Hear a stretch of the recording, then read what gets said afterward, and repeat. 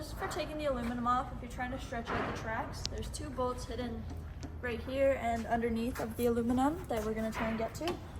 So to start, you're gonna need a 9/16 socket to take all these. There's 6 of them on the front here, 2 in the back and 4 in the front.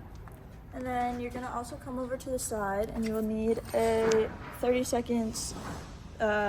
Allen and probably a small wrench, or ratchet, sorry. You're gonna twist that guy off there, and there'll be one on either side as well.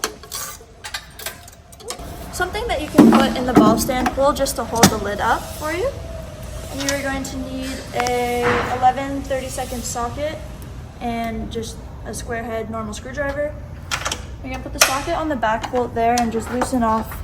There's one here and then a matching one on the other side as well. Just to get those off, that holds the wire cover plate and it just makes the whole front aluminum much easier to maneuver if you take that off. And then that should be all your steps. You do have to watch because underneath the 7-way and the e-stop and the LED, there are wires that connect right into the front part of the machine. So if you're taking your aluminum off, you're going to want to take it this way, so meaning this part coming up, and leave this part as close to the machine as you can to not pull any of the wires. Some of the later steps a little easier. You're not going to want to use any power tools on it yet though. And then that's probably one of the hardest steps because it's hard to see and get your hands in there, but the second bolt goes in very similar, except with the flat part facing up. And then you're going to take a lock nut for that one. There we go. Perfect. There we go. So that's going to stop the track from wanting to squish back in on itself. An electric ratchet, a normal ratchet would work fine, and a 9/16 socket on there. All the bolts we're using, you can use a 9/16 socket for. And if you have it, preferably a shallow one would work the best. Just a shorter one like this. And then you're also going to need a 9/16 wrench. So we're going to put that on the bolt there. And then a wrench on the first bolt here. So if you put it on the second bolt, it'll want to wedge all of that up together and just make it all tight. This is how you expand the track.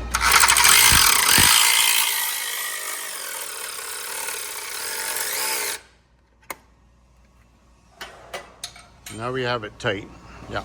So you're gonna go for make sure you squish it. You don't want it to be crazy tight. So when you tighten these 2 bolts that we put in first, it is gonna stretch the track out just a little bit more, depending on how tight you got the bottom bolt when you were originally hand tightening it. So when it comes to tightening up the track, you need to make sure that the inside bolt up top and the one down below are loose to allow the slider to go back and forth. Right, so in order for you to get a hold of that, we'll have to remove the diamond, the chucker plate to access this area. Yeah, so we're not tightening anything up back there until you have the track exactly how you want it.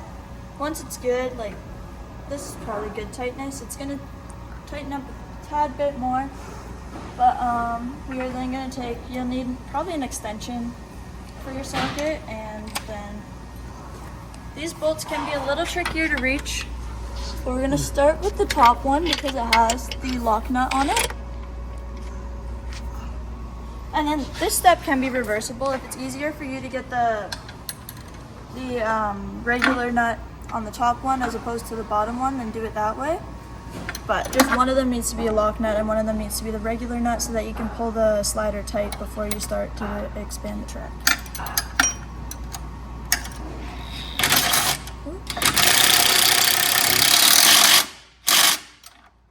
So once you have that all nice and tight, you're going to go down to the other bolt and you're going to switch out the non-locking washer that we had, or bolt that we had in there. Yep. So in this essence, they'll have both of them will have the lock. Yeah, you're gonna switch them both out for a lock nut. Yep. So you're just switching that one back out. Yeah, that was just the original nut was just to hold it in place, but when you are doing a replacement of this or tightening it up after the fact, you'll just have to back those things up. Yeah, but they'll have to be backed out loose in order for that slider to go back and forth. Yeah. Yeah. It's just that the more room you have in between the slider and this back wall here it's gonna affect how tight you can make the track. Right. So, because if you have a big gap here and you tighten the track with these bolts back here, then it's gonna pull it all a little bit tighter.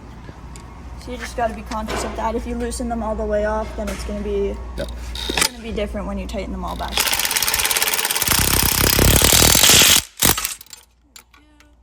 Okay, and then we just want to make sure that we have that washer, the flat side is down, and the other one's going to be in the upper position. Okay. Actually, it won't matter so much on the top one. Yeah, the top one has a bit more room. It makes it easier to have them both the same. Yep. And so we're just gonna put that bolt all the way to the end there. So we're taking the second nut and winding it back so they're going to lock together, jam nutting together. Yeah, you're just gonna kind of mash them tight together so that they're not going anywhere. There. It's that simple. Yeah. Excellent. And then we'll just put the aluminum back on, so then this gets all covered back up, and away you go.